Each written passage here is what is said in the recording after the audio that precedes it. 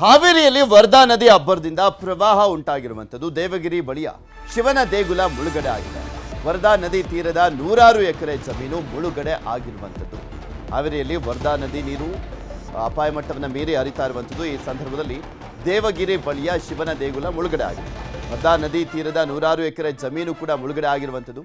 ಮುಳುಗಿದಂಥ ದೇವಸ್ಥಾನ ನೋಡಲಿಕ್ಕೆ ಆಗಮಿಸ್ತಾ ಇದ್ದಾರೆ ದೂರದ ಊರಿನ ಜನರು. ನದಿಯ ಮೇಲಿರುವಂಥ ಬ್ರಿಡ್ಜ್ ಮೇಲಿಂದ ದೇವಸ್ಥಾನವನ್ನು ವೀಕ್ಷಣೆ ಮಾಡ್ತಾ ಇದ್ದಾರೆ. ಜಿಲ್ಲಾಡಳಿತ ಕೂಗಳತೆ ದೂರದಲ್ಲಿರುವಂಥ ಜಮೀನುಗಳು ಜಲಾವೃತ ಆಗಿದೆ. ಆ ಜಮೀನುಗಳು ಕೂಡ ಜಲಾವೃತ ಆಗಿ ಬೆಳೆಯೆಲ್ಲ ನಾಶ ಆಗಿದೆ.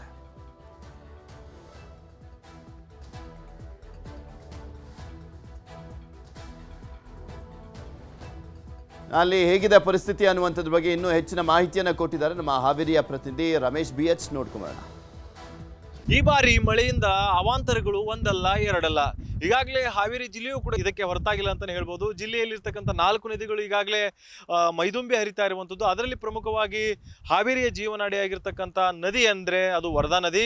ಈಗ ನಾನು ಹಾವೇರಿ ತಾಲೂಕಿನ ಒಂದು ದೇವಗಿರಿಯ ಸೇತುವೆ ಬಳಿ ಇರುವಂಥದ್ದು. ಸೊ ಆ ಒಂದು ದೇವಗಿರಿ ಸೇತುವೆ ಬಳಿ ಈಗ ಏನೆಲ್ಲ ಅವಾಂತರ ಆಗ್ತಾ ಇದೆ ಆಗಿದೆ ಅನ್ನೋದನ್ನ ತೋರಿಸ್ತಾ ಹೋಗ್ತಾ ಇದ್ದೀನಿ.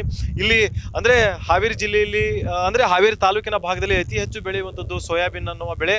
ಸೊ ಹೀಗಾಗಿ ಈ ಬೆಳೆಯನ್ನು ಹಾಕಿರ್ತಕ್ಕಂಥ ರೈತರು ಈಗ ಕೈ ಸುಟ್ಕೊಂಡಿದ್ದಾರೆ ಅಂತ ಹೇಳ್ಬೋದು. ಸುಮಾರು ಈಗಾಗಲೇ 100 ಎಕರೆಯಷ್ಟು ಈಗಾಗಲೇ ಸೋಯಾಬೀನ್ ಬೆಳೆ ಆಗಿರ್ಬೋದು, ಬೇರೆ ಬೇರೆ ವಿವಿಧ ರೀತಿಯ ಬೆಳೆಗಳು ಕೂಡ ಈಗಾಗಲೇ ಸಂಪೂರ್ಣವಾಗಿ ಮುಳುಗಡೆ ಆಗಿರುವಂಥದ್ದು. ಸೊ ವರ್ಧಾ ನದಿಯು ಕೂಡ ಇನ್ನೂ ಕೂಡ ಪ್ರವಾಹದ ಒಂದು ಹಂತವನ್ನು ತಲುಪ್ತಾ ಇದೆ ಅಂತ ಹೇಳ್ಬೋದು. ಅಡಿಕೆ ಬೆಳೆ ಆಗಿರ್ಬೋದು, ಆಮೇಲೆ ಮೆಕ್ಕೆಜೋಳ ಬೆಳೆ ಆಗಿರ್ಬೋದು, ಅಂದ್ರೆ ಹಾವೇರಿ ಜಿಲ್ಲೆಯಲ್ಲಿ ಯಾವೆಲ್ಲ ಬೆಳೆಗಳು ಬೆಳೀತಾರೆ ಸೊ ಆ ಬೆಳೆಗಳು ಕೂಡ ಈಗಾಗಲೇ ಸಂಪೂರ್ಣವಾಗಿ ಹಾಳಾಗಿರುವಂಥದ್ದು.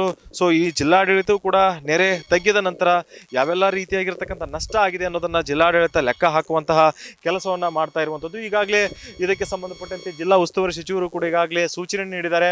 ಯಾವುದೇ ರೀತಿಯಾಗಿರ್ತಕ್ಕಂಥ ನದಿ ತೀರದ ಜನರು ನದಿಗಳಿಗೆ ಹೋಗದಂತೆ ಎಚ್ಚರಿಕೆಯನ್ನು ಕೊಟ್ಟಿದ್ದಾರೆ. ರೈತರಿಗೆ ಎಚ್ಚರಿಕೆಯನ್ನು ಕೊಟ್ಟಿದ್ದಾರೆ, ಕಾರ್ಮಿಕರಿಗೂ ಕೂಡ ಎಚ್ಚರಿಕೆಯನ್ನು ಕೊಟ್ಟಿರುವಂಥದ್ದು. ಸೊ ಹೀಗಾಗಿ ಇದನ್ನು ಜಿಲ್ಲಾಡಳಿತ ಫಾಲೋ ಮಾಡ್ತಾ ಇದೆ. ಸೊ ಇನ್ನೊಂದು ವಿಷಯ ಏನಂತಂದರೆ ವೀಕ್ಷಕರೇ, ಇಲ್ಲಿ ಪುರಾತನ ದೇವಾಲಯ ಆಗಿರ್ತಕ್ಕಂಥ ಅಂದರೆ ಶಿವನ ದೇವಾಲಯವು ಕೂಡ ಈಗಾಗಲೇ ಸಂಪೂರ್ಣವಾಗಿ ಮುಳುಗಿರುವಂತಹ ದೃಶ್ಯವನ್ನು ಕೂಡ ನೋಡ್ತಾ ಇದ್ದೀರಿ. ಅಂದರೆ ಸುಮಾರು 50-60 ವರ್ಷಗಳ ಹಳೆಯದಾಗಿರ್ತಕ್ಕಂಥ ಅಂದರೆ ನದಿ ತೀರದಲ್ಲಿರುವಂತಹ ಒಂದು ಶಿವನ ದೇವಾಲಯ ಕೇವಲ ಒಂದು ಗೋಪುರದ ತುದಿ ಮಾತ್ರ ನಿಮಗೆ ದೃಶ್ಯಾವಳಿಯಲ್ಲಿ ಕೂಡ ಕಾಣಿಸ್ತಾ ಇರುವಂಥದ್ದು.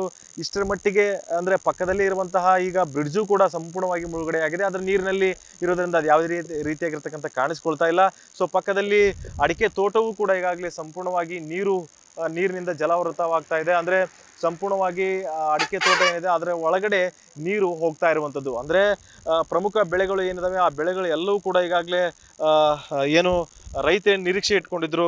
ಕಳೆದ ಬಾರಿ ಮಳೆಗಾಲ ಇಲ್ಲ, ಸೊ ಹೀಗಾಗಿ ಯಾವೆಲ್ಲ ರೀತಿಯಾಗಿರ್ತಕ್ಕಂಥ ಒಂದು ಬರಗಾಲದಿಂದ ತೊಂದರೆ ಆಗಿತ್ತು ಅನ್ನೋದನ್ನು ರೈತರು ಬೇಸರಲ್ಲಿದ್ದರು. ಆದರೆ ಈಗ ಮತ್ತೆ ಅವರಿಗೆ ಬೇಸರವೂ ಕೂಡ ಎದುರಾಗಿರುವಂಥದ್ದು. ಅಂತಂದರೆ ಮಳೆ ಬಂದು ನದಿ ಬಂದು ಈಗ ಇರುವಂತಹ ಒಂದು ಪ್ರಮುಖ ಬೆಳೆಗಳನ್ನು ಕೂಡ ಏನಂತಂದರೆ ಕೈಗೆ ಬಂದು ತುತ್ತು ಬಾಯಿಗೆ ಬರಲಿಲ್ಲ ಅನ್ನೋ ಸ್ಥಿತಿ ಇಲ್ಲಿನ ರೈತರದ್ದಾಗಿದೆ. ಹಾವೇರಿಯಿಂದ ರಮೇಶ್ BH, ನ್ಯೂಸ್ 18 ಕನ್ನಡ.